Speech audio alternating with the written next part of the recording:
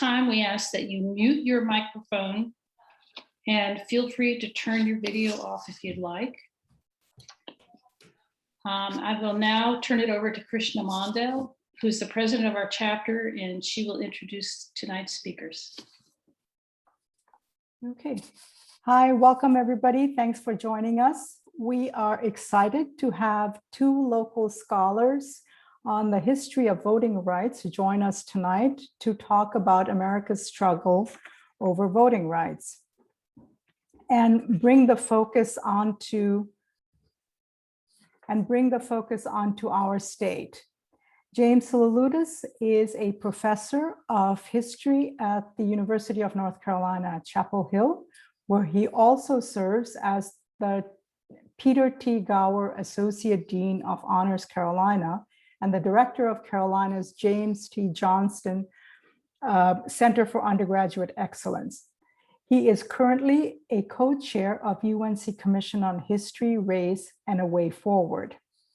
Joining us also is Robert Carstad, who is a professor emeritus of public policy and history at Duke University's Terry Sanford School of Public Policy.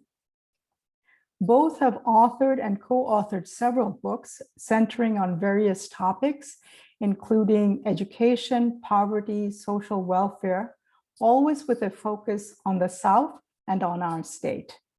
Together, along with the photographer Billy Barnes, they published To Right These Wrongs, a discussion about the North Carolina Fund and its purpose to fight to end poverty.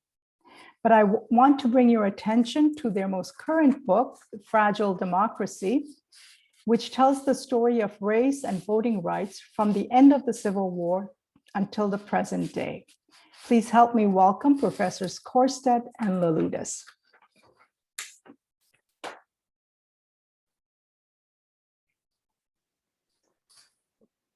Well, Krishna, thank you for that introduction. And Bob and I have really been looking forward to this evening and the chance to share a bit about the book, and particularly looking forward to the discussion afterwards. So thanks so much for the opportunity. We're really grateful.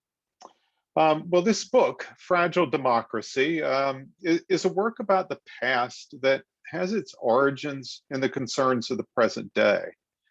It's based on work that we've done as expert witnesses in 3 court cases involving the right to vote in North Carolina. The first was centered on House Bill 589. You, I'm sure, remember from 2013, that sweeping revision of election law undertaken by the Republican supermajority in the state legislature. And the law, I'm sure you'll also recall, was ultimately thrown out by the U.S. Fourth Circuit Court of Appeals in 2016. And the court ruled that House Bill 589 targeted minority voters in North Carolina with, to quote the court, near surgical precision. The next 2 cases, one pending in federal court, the other in state court, are challenges to Senate Bill 824, the law that would implement the 2018 amendment to the state constitution that requires voter photo ID. So Fragile Democracy comes directly out of the research we did as a part of that consulting work. And we wrote this book because we thought it important to share what we learned along the way with a broader public audience. So the central argument that we make in Fragile Democracy is that North Carolina has a long and cyclical history of voter suppression, using a variety of measures that have appeared race neutral on their face, but in their implementation have been markedly detrimental to the rights of minority voters, particularly African Americans. If we take a look back over the last 150 years or so, from emancipation to the modern day, we can identify a very clear repeating pattern. It begins in every instance with expanded minority access to the ballot box, and in turn, expanded minority representation in government. And then in every instance, those gains are answered, usually in quite short order, with measures that have had the effect of suppressing minority political participation. And in fragile democracy, we identify three of these cycles. The first we refer to as the long era of Reconstruction. It's bracketed on one end by North Carolina's 1868 Constitution, and at the other end by Black disenfranchisement, which occurred in this state in 1900, 1901. The second cycle plays out in what we would conventionally think of as the era of Jim Crow. It runs from disenfranchisement to the passage of the Voting Rights Act of 1965. And the third cycle begins with the Voting Rights Act and is the one that we're living through today. So we thought we'd just take a little time to unpack each of these cycles for you one by one. So this first cycle, the long era of Reconstruction, it began, as I said, with the ratification of a new state constitution in North Carolina in 1868. And that quite remarkable document was the work of a biracial political alliance that formed after the Civil War within North Carolina's newly established Republican Party. And it bore the marks of an egalitarian political vision that was championed by men and women recently emancipated by slavery and also by their white allies. That Constitution guaranteed all adult men the right to vote and went a step further and guaranteed them as well the right to cast their ballots in free and fair elections. Now, that's not a commonplace guarantee in state constitutions, and it actually makes litigating the issue of voting rights quite interesting in North Carolina. In some ways, there's more leverage in the state than in federal court because of this guarantee of the right to cast a ballot in free and fair elections. I thought I'd share a few slides with you at this point, and then come back on screen. So let's see if the technology will cooperate with us.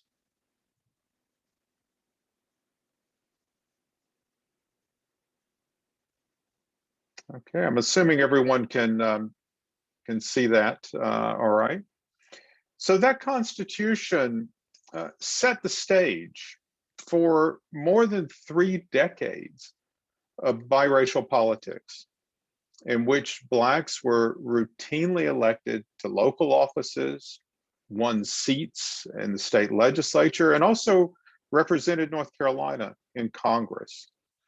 I have to tell you, we were thrilled when we found this photograph in a collection at the Library of Congress. You can see it's meant to be viewed through a stereo viewer, which is why we have the same image, two versions side by side. But if you look very closely, you can see African-American members of the North Carolina House of Representatives in 1872. Over here on the right, I love the gentleman here with the top hat, and over here again on the left. And this is why we call this period the long era of Reconstruction, because biracial politics didn't end with Reconstruction in 1877, but in fact extended all the way through the 1890s. Well, this expansion of democracy, as you know, also provoked a violent response from white men who called themselves conservatives with a capital C. It's the word they used to describe themselves. They were determined to restore unchallenged white rule. That ambition, of course, fueled the terrorist activities of the Klan in the 1870s, and also the violence of the white supremacy campaigns of 1898 and 1900 in North Carolina, which produced the deadly Wilmington coup and massacre. Just a few images here. When I show this one in class, there's always a gasp from the students. This is one of many front page editorial cartoons of its kind to appear in the News and Observer in 1898 and similar cartoons in 1900. And this hardly requires explication. This monster of Negro rule spawned from the fusion ballot box. And what that's referring to is the kind of return of biracial politics with great strength in the 1890s. What happened in 1894 and 1896 is that Blacks, mostly in the Republican Party, and whites who had bolted from the Democratic Party to join a third-party populist movement, they came together in a biracial alliance. It was quite remarkable. It took control not only of the legislature, but also the governor's office. Now, these kinds of so-called fusion movements happened elsewhere in the South, but only in North Carolina did they win control of both the legislative and the executive branches of government. So one could argue that if biracial politics had any sort of real possibility of success in the South in the late 19th century, arguably the best chance was here in North Carolina. Well, the response was swift and it was violent. This is a picture of men who were so-called red shirts. These were vigilantes, sort of Latter-day Klansmen organized by the Democratic Party to intimidate both Black and white fusion voters. This is a photograph from Laurinburg. If you look very closely at the man, the 1, 2, 3, 4th from the right, you'll see that he's brandishing a pistol. As I said, the worst expression of violence was in the Wilmington coup and massacre of 1898, when a white mob unseated a duly elected fusion, a Black-white city government through violence. This was the burning of the office of the Daily Record, Wilmington's Black newspaper. I don't know if you can sort of guess what this image is. The print on the right perhaps gives it away for you. It's a souvenir postcard produced by a Wilmington photographer. So if you can imagine, in the week after this coup, this massacre, buying several of these to send to your friends so that they would know that you had attended this event. Well, these white supremacy campaigns in 1898, 1900 culminated in 1900, 1901 with implementation of a constitutional amendment that made passage of a literacy test a requirement for everyone who wished to register to vote. And the literacy test was neutral on its face, race neutral on its face, but it had the effect of virtually eliminating Black men, and then, of course, later in the 20th century, Black women as well, from political participation. How did it do that? How did this literacy test, race neutral on its face, have that kind of effect? Well, the answer is that local registrars had great latitude in deciding what the test would be and what constituted a passing performance. I always love doing this with my students, and let me do it with you as well. I mean, this is a group of people who understand voting and government very, very well. So we should see if you're qualified to vote. If you have a piece of paper and a pencil, you might take it out, and let me ask you if you'd write out for me Article 3 of the U.S. Constitution from memory. Surely someone knows what Article 3 does. If you want to unmute and say, that would be fine. It established the judicial branch of the federal government. I usually have about 115 very embarrassed undergraduates at this point. Or we could, and the next two questions I'm going to show you are from, these come out of court records contesting the literacy test. So we know that these kinds of questions were used. If the NAACP attacked the United States, which side would you fight on? Or try this one. Explain how you can be imprisoned for debt in North Carolina. Who created the world and what the word created means? I think we can safely say these registrars can be very creative. And so you can understand how Black citizens didn't pass the test, white citizens did. And in fact, in practice, white citizens were seldom asked to take the test. In one challenge in state court, the state Supreme Court ruled that literacy test was just fine, and it was just fine not to make whites take the test because the registrar could simply work on the basis of his assumptions about someone's ability to pass an examination. Well, disenfranchisement set the stage for the second of the three cycles that we describe in Fragile Democracy.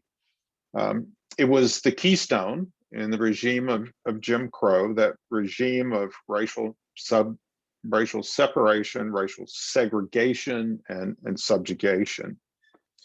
And for much of the Jim Crow era, white conservatives, who by now call themselves Democrats, managed to exclude Black North Carolinians, as I said, almost completely from the political life of the state. But that began to change, and it began to change ever so gradually, beginning in the 1930s and 40s. Thanks to the efforts of Black civic leaders like Lewis Alston, shown here. He was editor of the Carolina Times, based in Durham. This was the state's most widely read and influential Black newspaper. This situation began to change also because of the efforts of organized labor in North Carolina, particularly the Food, Tobacco, and Allied Workers Union, which in the 1940s organized thousands of Black tobacco workers in the tobacco factories in Winston-Salem, and also in the warehouses and stimmeries in Eastern North Carolina. Bob has written an extraordinary book on this union.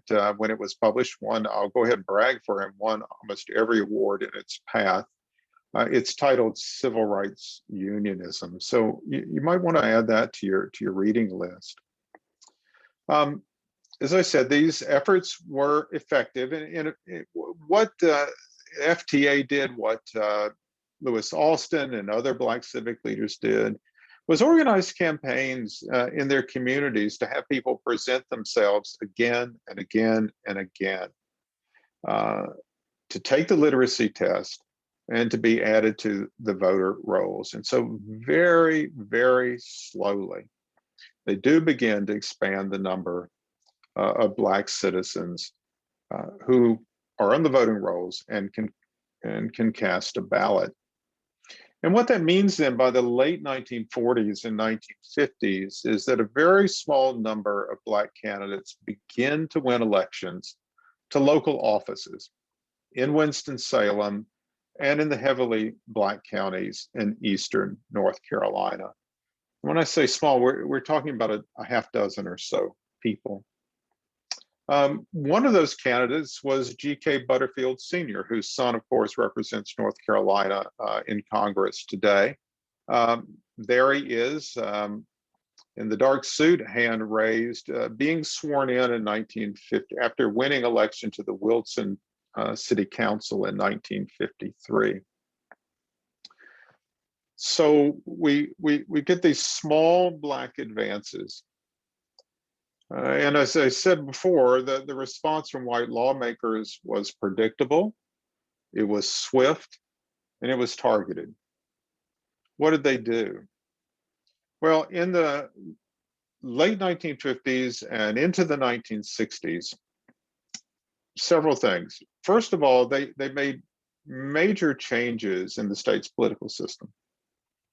So at the county and municipal level, for instance, in a place like Wilson, they went in and did away with ward-based systems of political participation, basically neighborhood representation, a system in which Blacks could, there was some reasonable chance of electing a local official.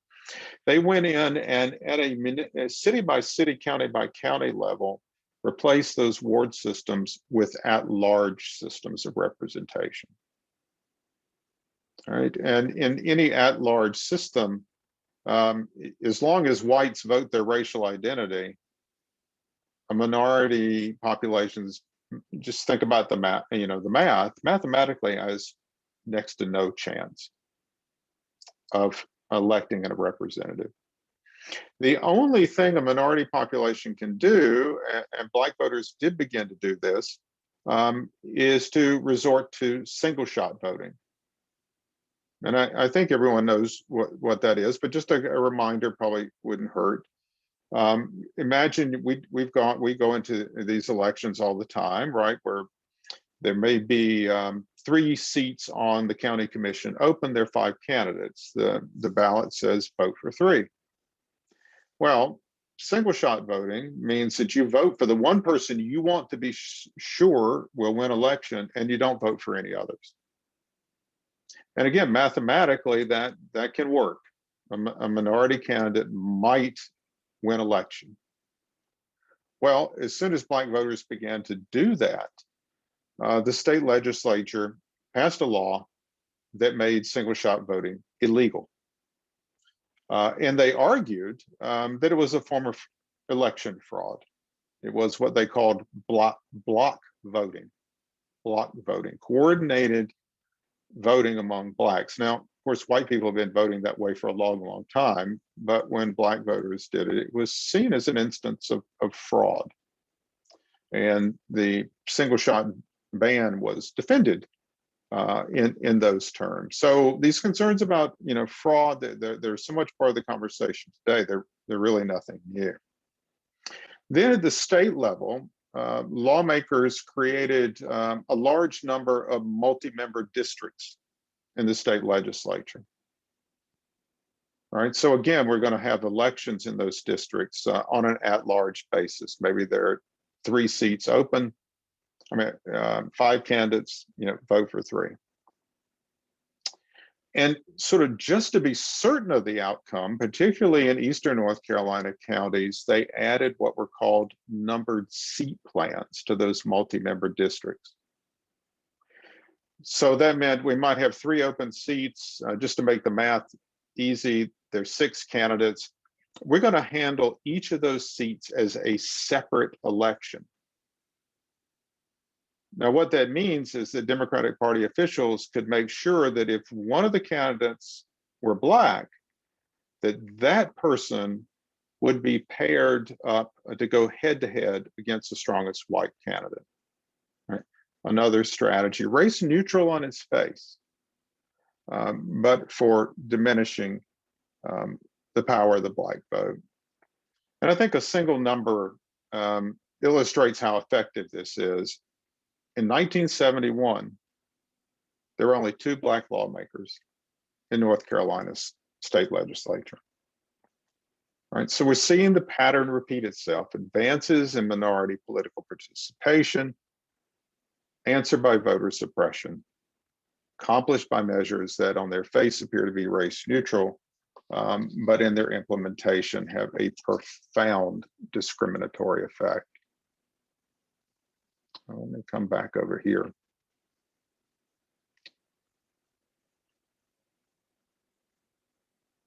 That brings us to the 3rd cycle, the one that we're living through today.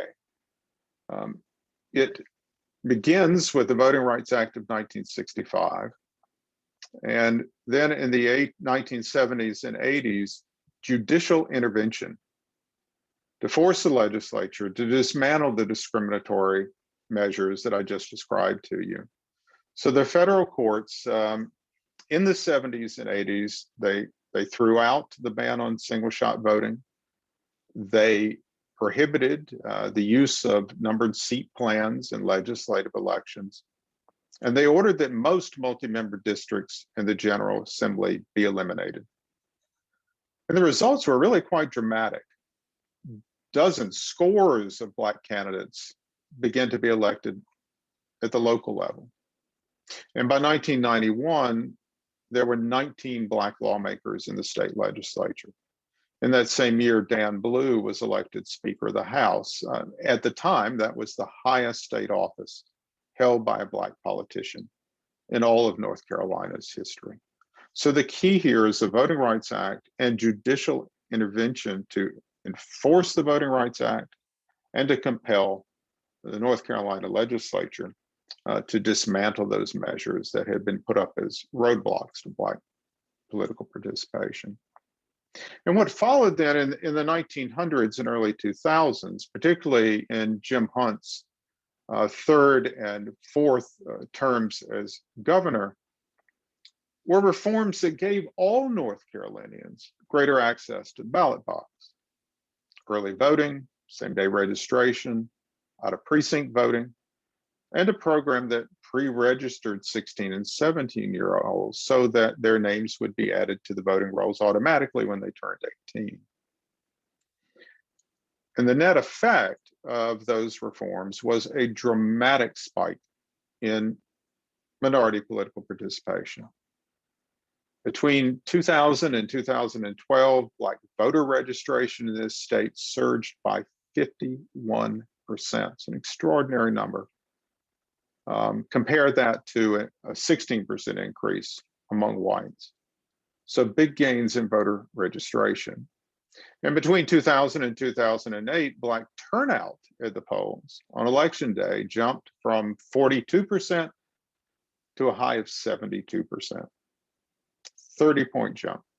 And of course, 2008 was the year that Barack Obama carried North Carolina in both the Democratic primary and the general election. And I think you know a lot of the story from this point forward. 2 years later, in large part riding the Tea Party wave, Republicans took majority control of the state legislature. In 2010, they then redistricted the state based on the 2010 census in a way that produced a supermajority advantage in 2012. And then in 2013,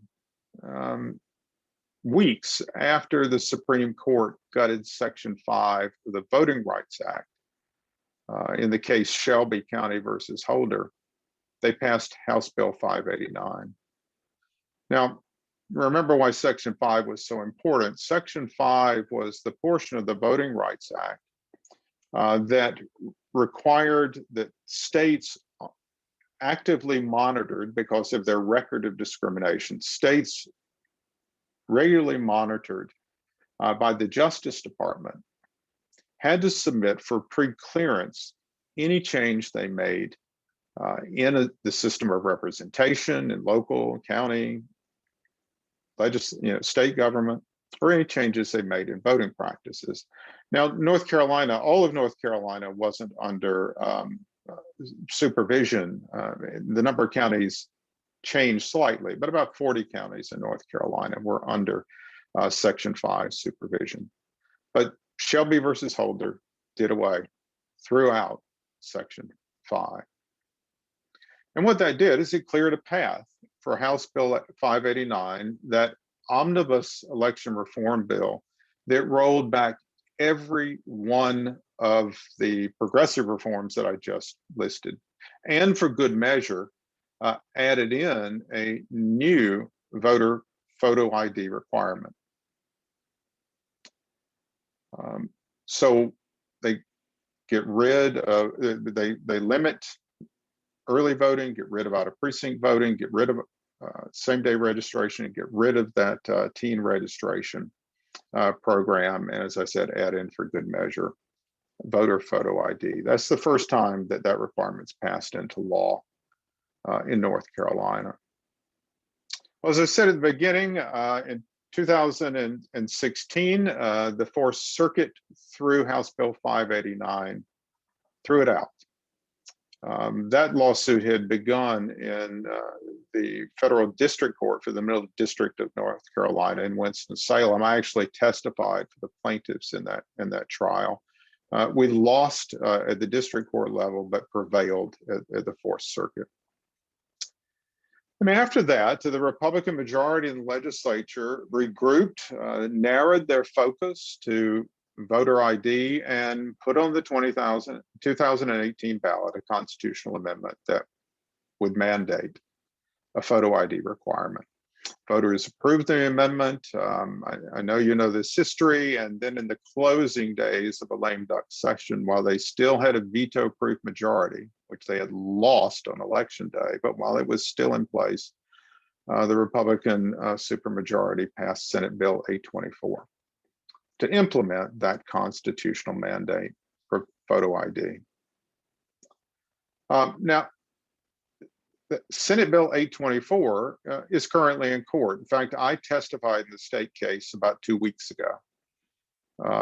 It's a really interesting experience. I was on the stand for about almost 5 hours. 30 minutes was direct testimony, and the rest was cross-examination. And sort of the central question is, what's wrong with requiring a photo ID? And I think for most people, at least on first impression, it seems reasonable enough. But on closer examination, you can begin to see how Senate Bill 824 fits the mold of a law that appears racially neutral on its face, but in practice threatens to have a markedly discriminatory impact on minority voters. And why is that? Well, I think the answer in a word is poverty. Poverty, right, which is the cruelest legacy of North Carolina's Jim Crow past. Today in this state, Blacks suffer poverty at more than twice the rate of whites. Poverty rate for Blacks is about 22% versus 9% for white North Carolinians. Now, what does that mean for obtaining a photo ID? Whether it's a regular ID like a driver's license or one of the new free IDs distributed, or that would be distributed under Senate Bill 824 at the offices of county boards of elections. Well, what poverty means is that minority voters are more likely than white voters on average to work in low-wage jobs in which they can't afford or simply aren't permitted time off from work to visit a DMV office or a county election board office, particularly if those offices do business only during regular 8 to 5 hours. Minority voters are also more likely, almost 3 times more likely, to lack access to private transportation and to public transportation as well. About 3 times as likely as whites not to own a car. And the reasons for that are complicated, but there are a couple that are easy to specify. On average, Black car buyers in North Carolina pay interest rates that on average exceed the average for white purchasers by more than 200%. And they on average pay insurance premiums that are 70% higher. And of course, in rural Eastern North Carolina, these challenges are particularly acute. State's Black population is heavily concentrated there. Because it's rural, DMV offices are fewer and further between than they are certainly here in the Piedmont.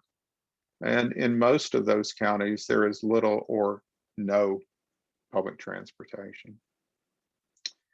So, the point I tried to make in court a couple of weeks ago is that the danger here is that we stand on the verge of creating, again, 2 classes of voters, one of which is likely to be subjected disproportionately to a test, a requirement that's not applied in the same measure to the other. Now, the rebuttal to that is to say, well, Senate Bill 824 provides an opportunity for a voter to declare a reasonable impediment to obtaining a photo ID. Doesn't that solve the problem? Well, as reasonable as that might sound, there is a problem here. And it takes the form of what we describe as soft intimidation. You know, we should put ourselves in others' shoes for a moment and imagine the trepidation some voters are likely to feel. How's this process going to work? I'm going to feel some measure of embarrassment at revealing my straitened economic circumstances to an election official.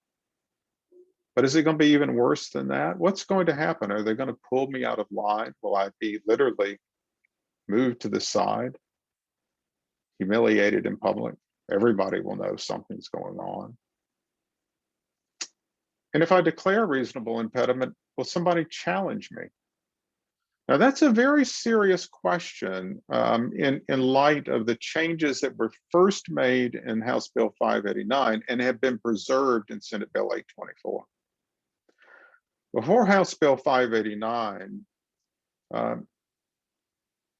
you could challenge someone's qualifications to cast a ballot, but you could only do it in the precinct in which you and the challenged person were registered. But under Senate Bill 824, preserves these changes from House Bill 589. At the county level, each political party can appoint up to 10 at-large poll watchers who can go anywhere in the county to challenge. And at the state level, each party is allowed to appoint up to 100 election monitors, voting monitors, who again can go anywhere in the state to pose challenges. I think you can begin to see what the possibilities might be. And so that voter, you know, I'm asking you to imagine to be, has to be thinking, am I going to get in trouble for doing something I thought I was entitled to do?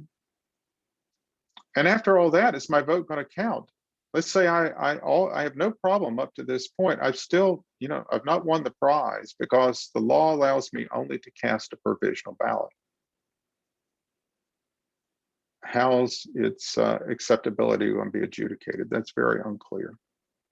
And all of this presumes that as a voter, I'm aware of the reasonable impediment provision, or that if I'm not an election official, will make it known to me. The law does not require election officials to do that. So again, there's a danger here of creating two classes of voters, defined largely, potentially by race. And doing so, just to underscore the point again, doing so with a law that on its face appears race neutral, but in practice portends significant racial discrimination. So that's where we stand in North Carolina today. That's the state of our fragile democracy. Well, let me end here and turn the microphone and the camera, the stage over to you for questions and conversation. Thank you, Professor Leloudis. That was incredible. It was depressing, actually, to hear this. But let's see how we can move forward. I have two comments in the chat that I'd like to go over. April Harley, and Dora Owens both point out that it is difficult for an elderly African-American woman to get a birth certificate in this state or anywhere else, because most likely they were born in rural at-home environment and never did get a birth certificate.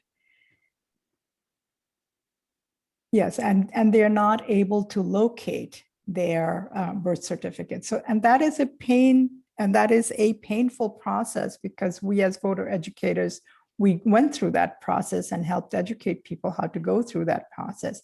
It's not easy. It costs time, it costs money, and it costs really somebody to be dedicated to go through that process. Do you want to talk about that a little bit? Yeah, well, that was a criticism and an appropriate criticism of House Bill 589.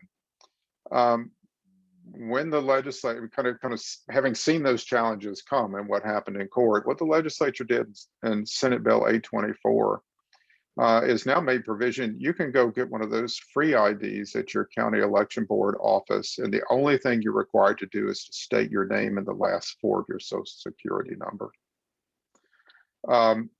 Again, sounds reasonable, but that doesn't do anything to get rid of those, challenges of getting yourself to that office. And I think I'm right that you can also get a non-operator's ID now from the DMV without documentation like a birth certificate.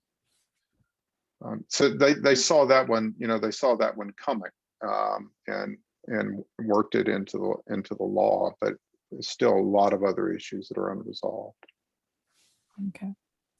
Well, moving forward then, Ann Trielsi asked, why do so many states have Republican legislators when at the national level, many more people vote Democratic? I can answer that. I mean, the national vote is a combination of, voters from all over the country, and states that are Democratic tend to have much larger, populations than do states that are Republican. So, you have a very disproportional number of Democratic voters relative to the states and stuff. And that's, in part an outgrowth of a kind of long history of the way political power's been shared and really determined at the state level. And where everything from the Electoral College to the Senate is, a result of that. And, a lot of that has to do with the legacy of the slave power and the way in which the South, sought to maintain itself in power by having really a disproportional amount of representation in Congress to its actual population. So we're still, dealing with things that were set in place with the writing of the Constitution. As a follow-up, Yeah. Anne asks, are states coordinating their voter suppression activities to affect the national elections? Yes. Yeah. I mean, ALEC is right at the center of this. And I'm sure you saw the stories. I mean, immediately after the election, just a flood of bills. And, that happened because, just kind of pick up on Bob's point. I mean, the reality that if you just counted, votes overall, Democrats would have a lock on every aspect of government in North Carolina. But, the other really big piece of this is gerrymandering, which, Yes. all parties have done when they've been in power. No one has entirely clean hands here, but we're kind of in a new situation today where, thanks to the data we have and the computational capacity we have, it is easy to gerrymander now with a precision that would have been unthinkable even 20 years ago, right? We can go right down the middle of the street and separate you and me as people who vote in different ways. So at some point, and one would hope that this would be a bi or multi-partisan issue at some point. If we believe fundamentally in democracy, we have got to address this issue. Jennifer Rubin asks, are you at all optimistic for the For the People Act? And do you think it will have much impact in North Carolina? Well, I mean, I'm hopeful, but I think it's going to take a lot of arm twisting and a lot of changing, even by Democrats in the Senate to pass the bill. I mean, it's certainly, I think, given the provisions that are being proposed in the House, that it would have a remarkable impact on voting in North Carolina. I mean, it would basically reinstate the Voting Rights Act, kind of in a general way. And I think that the General Assembly in North Carolina could not have done what it did, or would not even tried to do what it did, if the Supreme Court had not intervened to really take the teeth out of the Voting Rights Act and really push us back, close to half a century in terms of protection of the right to vote in this country, particularly in the South. Jim may be more optimistic than me, but No, I think I'd say I'm hopeful, yeah, but the political realities are tough within the Democratic Party in the Senate. My guess is the votes are there in the House, and let me just say one thing here that I think is important for this discussion that we didn't really get a chance to do much with tonight. But I think it's important that we understand that the suppression of voting rights, particularly minority voting rights, is not based solely on racial animus. Okay, although there's plenty of that today, and there obviously has been in the past.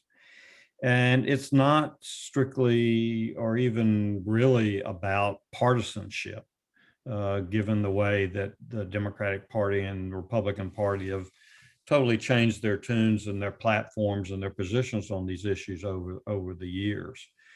I think what's at stake here and why it's so important and such a contested battleground is it's about fundamental differences in the way groups of people in this country see the role of government and understand the meaning of democracy. And I think we're seeing that at the national level right now with President Biden arguing and putting forth a expanded role for government, not just the federal government, but state government too, to provide for the general welfare. And opposition, certainly in the Republican Party in North Carolina and the Republican Party and others around the country who still believe in small government, very limited social welfare spending, pretty strong restrictions on access to the ballot box. I think that's in a way what this battle has always been about. Race is a strategy that I would say that conservatives over time in North Carolina and other parts of the country have used to marginalize people and to create divisions within the electorate. But I think it's important for us to see some of the underlying issues here and how they manifest themselves in this whole discussion about electoral politics. Thank you for that. We have April Harley talking to us, but saying that, well, as a Black person, the racial bias behind all you were talking about is first. That's what she sees, and not secondary. So I'm not saying it's secondary. I'm just saying it's not the only issue that motivates these people, at least historically. Yeah, I think the important thing here that maybe that kind of pulls those 2 points together, and Ms. Harley, I agree with you entirely there, and the point you're making is, is understand that Jim Crow was a system of power. All right. And by subjugating Black people, it gave those in power enormous control over others in the economy as well. I mean, driving Black earnings down to near subsistence levels had the effect of dragging down the value of labor in the economy generally, and was a source of widespread poverty, the worst of which Black North Carolinians bore on their shoulders, but that many whites experience as well. And kind of where the racial animus comes in, and the fueling of that racial animus, you know, is to convince the majority of white voters, subjugated, impoverished white voters, not to challenge the racial order, you know, not to give up what W.B. Du Bois called the psychological wage of whiteness, lest they lose that assurance, and no matter how far they might sink, that there would always be someone beneath them, and that someone would be Black, and so that racial animus is there, and it's real, and it's intense, and it has been sort of wielded as an instrument of power across the board. Dora Owens points out that could this also be a class struggle?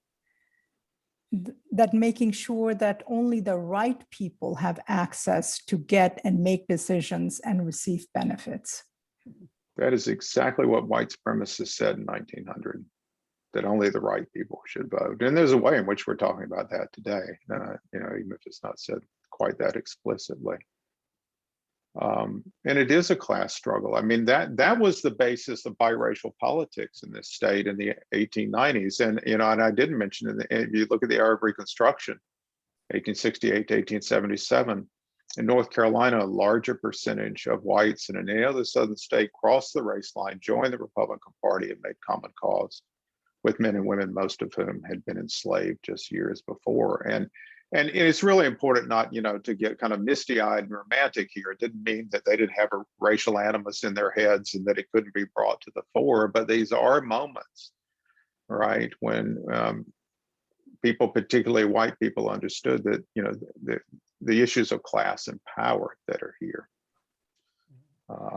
The issues of class and power that were otherwise obscured by efforts to sort of fire up and fuel that racial hatred. In the white supremacy campaign and disenfranchisement, you know, Democratic leaders understood full well that what they were doing was disenfranchising large numbers of poor whites in a lot of different ways. And you see the percentage of white voters doesn't go down as dramatically as the number of Black voters, but it goes down. I mean, C. Van Woodward, who's one of the great Southern historians, summed it up, you know, the white supremacy campaign very well. It was about which whites would rule supreme. And I think to some extent that's the, you know, that's the issue that's before us today. So that's I think a really important point. You know, some whites are disenfranchised directly, but you know, at a larger scale, indirectly. You know, because whites who want to, you know, act on that sort of realization of class politics, well, if they didn't have Black allies, if Black men and women couldn't vote, then nothing was going to happen, right? They in effect would be, they might cast ballots, but they were in effect stripped of a political voice because Black North Carolinians were denied their political voice. Julia Peppers wrote a couple minutes ago that sharing the stories of folks who may live in a different situation than our neighbors and experiences is pretty important to help open the folks' view of the world, and why voter ID may be troubling. That is something that we perhaps might need to implement in voter education. Yeah, so I have to tell a story from the trial now that that's been introduced, but So I was running through that argument about the, barriers to getting an ID, and counsel for the legislative defendants said, but Professor Leloudis, I mean, all of us have limitations on our schedules. I mean, we have very busy lives. And I just about had it with this guy by this is about 2.5 hours in. And I couldn't help but say, well, but the difference is, Mr. Thompson, is that you and I work for bosses who don't tell us when we have to come to the office, aren't going to tell us, when we can and can't leave. And if there's trouble covering out the responsibilities, we can write a check. It took about 3 rounds of that for him to for that to sink in, but well, it never sank in. He just moved on. But that point is so important in just helping people who never have no life experience of those kinds of challenges. Just to stop for a minute and empathize and understand. I have a question of my own. It's sort of a what if question. We talk about the 1965 Voting Rights Act and the pre-clearance part of that act. If that act had not been turned down by Shelby, would the last administration have honored that part of that act? Because we've gone through so many different versions of changing people's access to the vote that I don't think it would have mattered. I'd like to know what you think. Except the question might be moot because the last administration would not have been the last administration we had. I see. I see. I mean, okay. But kind of think about it. I mean, Trump, he won in North Carolina, but it wasn't a massive blowout. And just remember, Obama prevailed by what, 14,000 votes? And that's the North Carolina story. I mean, historically, and it's why race becomes so important, because the story here is you only have to move very small numbers of people. And this state's always been pretty closely divided. Moving a small number of people makes a profound, big difference. Does that sound right, Bob, or is that total dodge? No, I think that's right. I mean, yeah. And it's hard to know what the courts would have done, in thinking about even the enforcement of the act, even if it had stayed on the books. I have a question for all of you, which I think Jim and I, in writing this book and doing this kind of work, think about a lot. And that is, what is the role of history and of this kind of history in educating people about voting and about the political system in this country? I mean, these are not stories. This is not a history that people get in their high school civics class, even if those are taught anymore. Unless you have Jim or I teaching you in college, you may or may not get this kind of background. I mean, I wonder how important this kind of historical education is in trying to develop a more informed electorate in a state like North Carolina. Anybody got any thoughts about that, or something interesting to the work that y'all do? Or I would love to open it up for discussion. Feel free to unmute yourselves. Pat.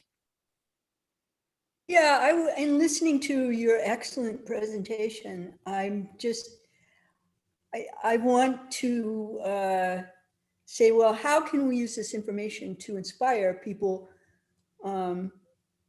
who maybe haven't been hurt so badly by the voter suppression that's happened in North Carolina to be bothered that it happened, and I think to myself, how can people not be bothered by this history?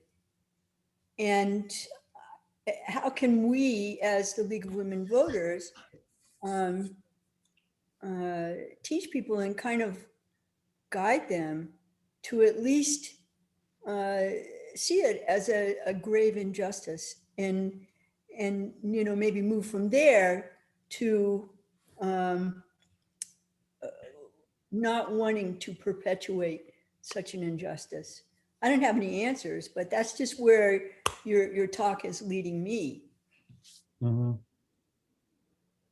And in addition, I mean, it's so upsetting to me to listen to this, I had to resort to ice cream.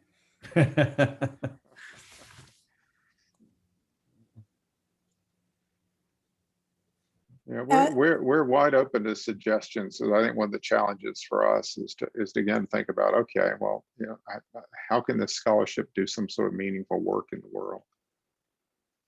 Well, here's something that Val Gist, who has also been doing voter education with me in our chapter and across the state. Our primary focus over the last 2 years has been really educating the voters on the changes of the election laws and how to just simply go out and vote and do it in a safe and just do it in a safe way. There are processes, and that has been the focus of all our attention, of voter education attention. We have not had the time to really tell people about the history and teach them that.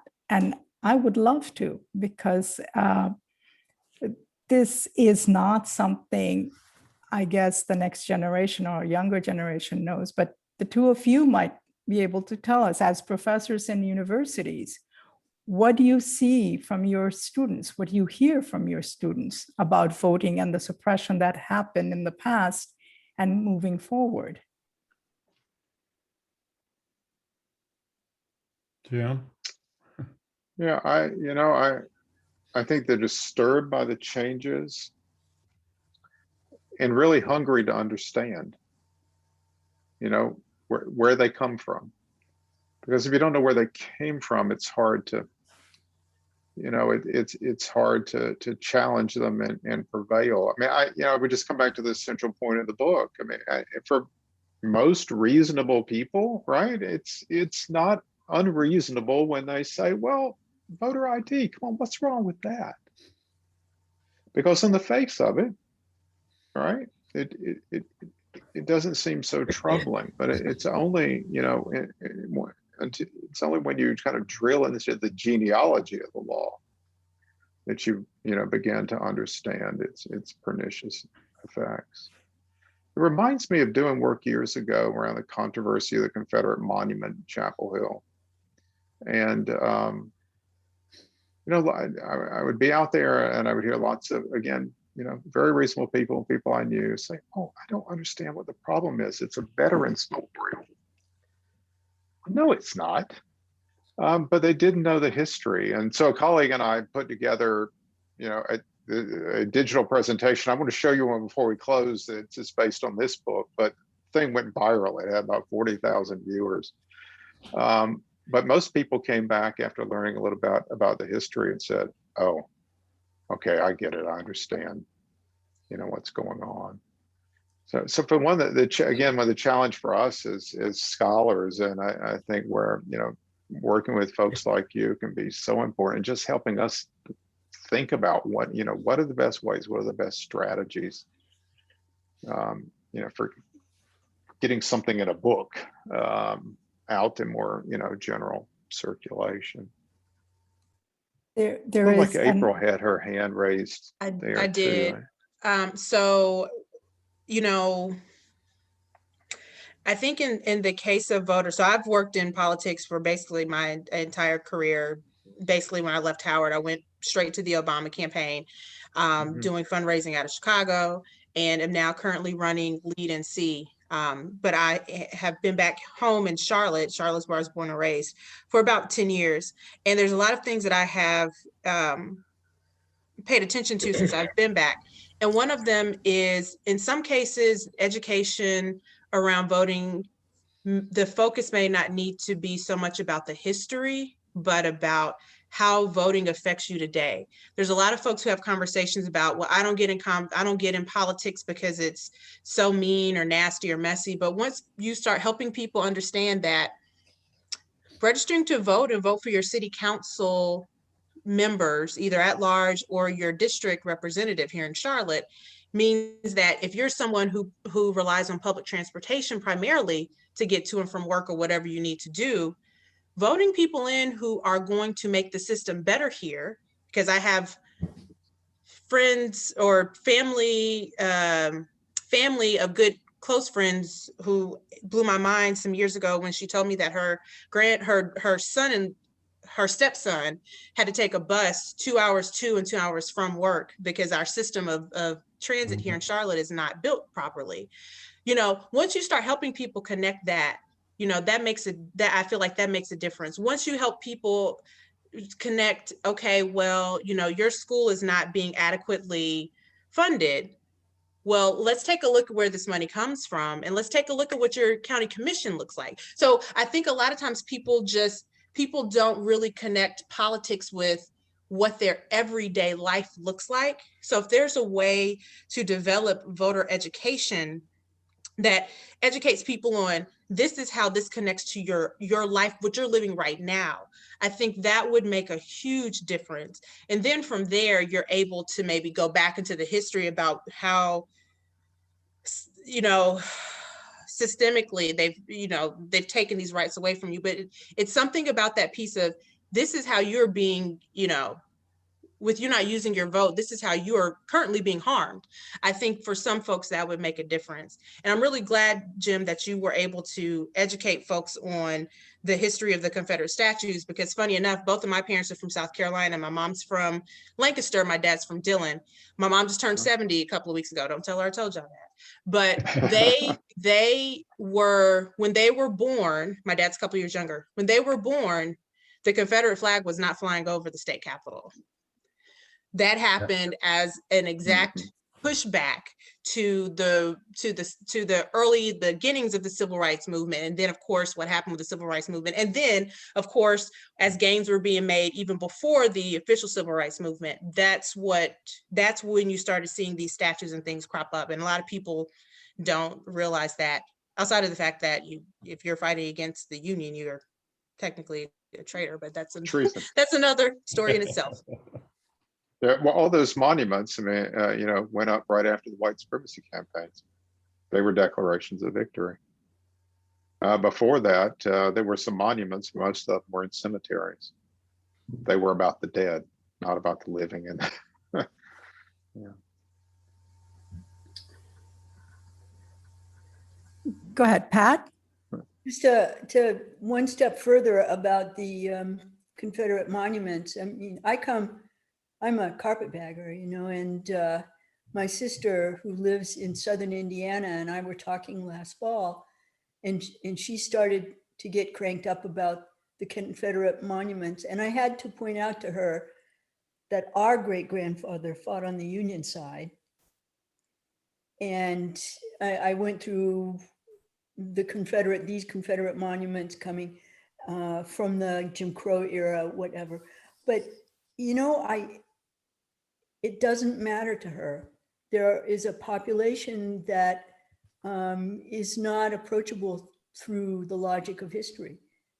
Unfortunately, I'm related to them, but that's a big barrier to our educational efforts. Well, your story also points to the fact that the kind of north-south reconciliation at the end of the 19th century was on the basis of white supremacy. Yeah. That was whites to the south and whites to the north. Let me just quickly, I don't want to cut questions off. We're happy to stay.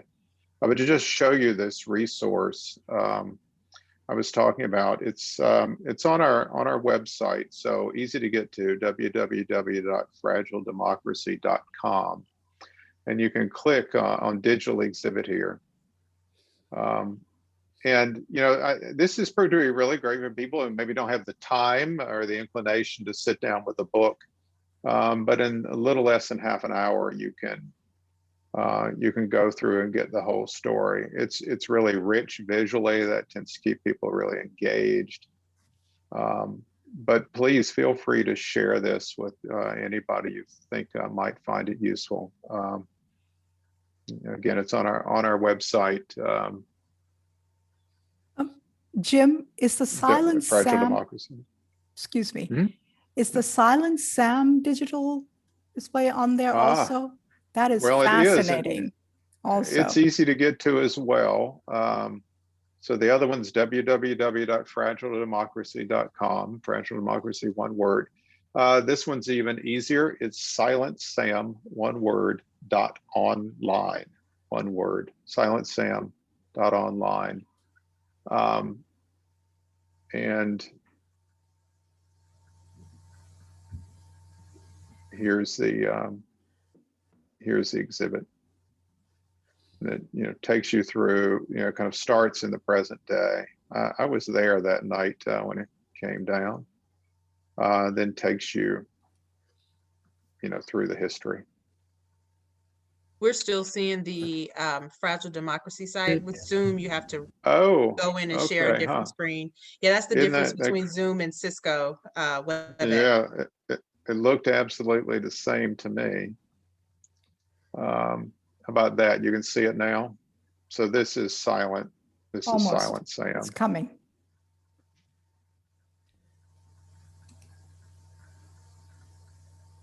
Not Not yet. visible yet. Nope. That's Taking a really while to load. strange. Yeah. I think one thing, I just want to say one thing, I thought April's point was really good about,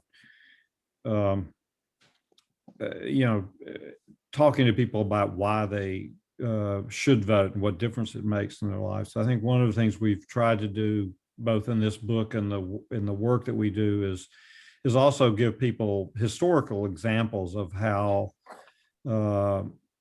people were able to affect their everyday lives, in the communities that they lived in or in the state around issues that were really important to them. And so if you look at, we were talking about G.K. Butterfield Sr. a little while ago, when he got elected in Wilson to the city council, the first thing he did was get the city council to appropriate more funds for a recreation center or baseball field or some combination of that for Black children in that town, something that they didn't have before. There was something very, something very concrete that benefited large numbers of people that, he made his first act that he did once he got elected. So I think there's a way in which you can use history to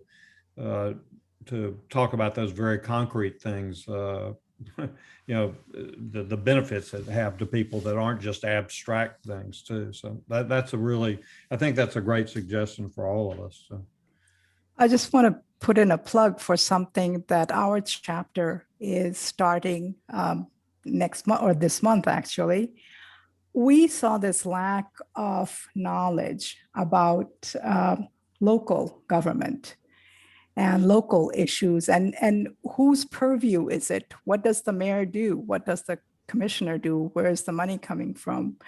We saw this lack of knowledge in our community, and we developed what's called sort of a Civics 101 program. We're calling it Let's Talk Civics. Part one of it is talking about our city and our county governments, and we will have 2 local elected officials give us their sort of in-person, on-the-job experience and talk about that. And the second one is about the state government, where Senator Valerie Fouché will come and talk about her experience in working with the state government. So this is something that we're starting this month, and we hope that you guys will come back and give us your feedback. And once we have sort of worked out the problems, we will launch it in the fall, along with how our courts work. And another one that we're talking about is called the Citizen Advocate How do you advocate for your own needs? Well, there's a hole on the sidewalk right outside of my house. How do I get it fixed? Or to expand on it more, how do I get better transportation to my job? Where are some better bus stops, et cetera, or lights by our pathway? So these are things we would like to expand on. So we would love y'all to come and talk to us about it. And we'd love all of our help, all of your help. I have one more question here from Mary. She's saying, so given the current power structure, how do you think, or what do you think about filibuster and Scotus packing?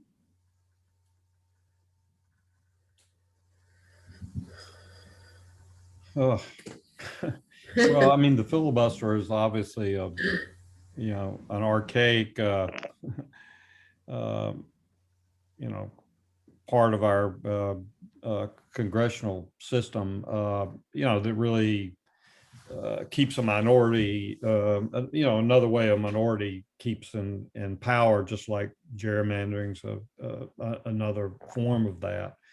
The electoral college is another form of that. I mean, we're a long way in this country from having a real functioning democracy where, every vote counts equally. And I think it's going to be a really hard legislative battle to get enough people in the Senate to support getting rid of the filibuster, but it certainly would make a big difference in the ability of Congress to pass legislation. I think that benefits the larger part of the country. Okay. Yeah, I guess I'd say on filibuster, let's start maybe, if not getting rid of it, going back to what it used to be. And it used to be, if you wanted to filibuster, you didn't just file a piece of paper to an empty chamber, but you had to stand there and talk. At least it required some investment in the cause you purportedly were pursuing. Court packing, I'm not sure I have a set opinion on that. Didn't work well the last time it was discussed. So. Okay, are there any questions? I'm calling for last questions.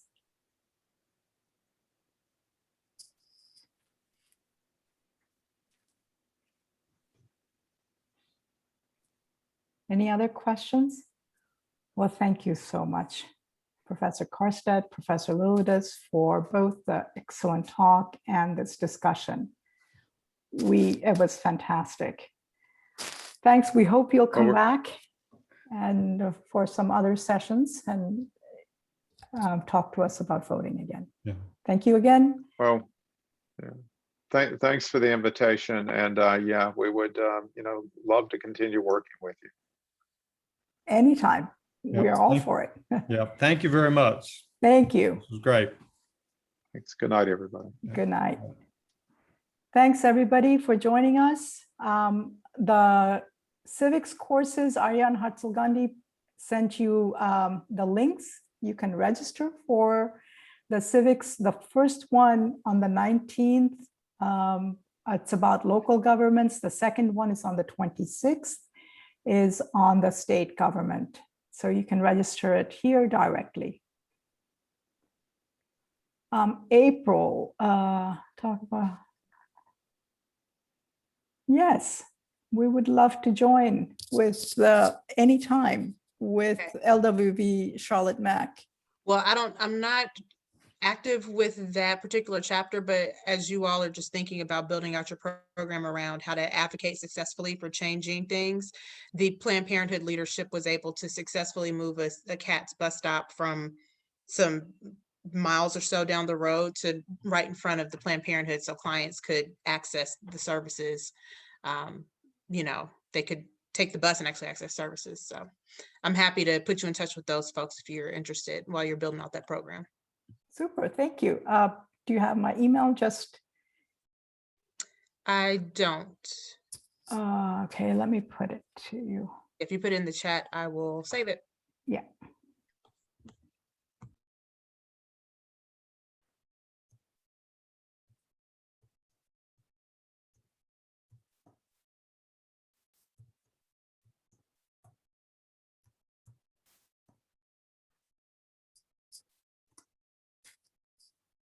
Okay. All right, Received. folks. Thank you. Thank you. Thank you, Anne. Thank you, Jennifer. That was great, guys. Super session. Yep. And we are done. Night's ending. Bye-bye. Bye. Bye.